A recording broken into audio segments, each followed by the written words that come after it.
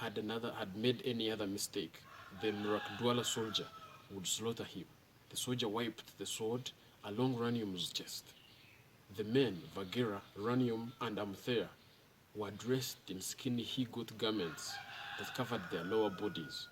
The garments were made in such a way that they only covered the man's lower body parts and extended and divided into two parts that covered each of the men's thigh.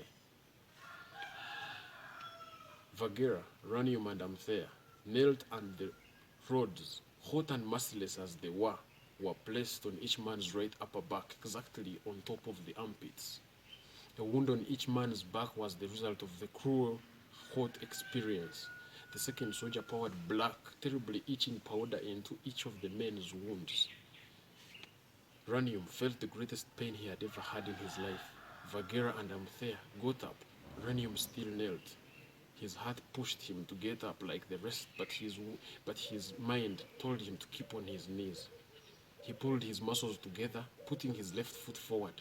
He stood up and followed Bagheera and Amthea. Ranium did not talk.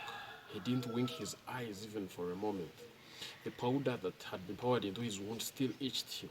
He wanted to scratch himself, but his hands were tired. The soldier who had marked Amthea's back took off Bagheera's chains from his feet. He then unchained Bagheera's hands and did the same for Amthea. He came to Ranium and looked in his eyes. He knew what the man thought. But the soldier's duty was never to understand men's thoughts.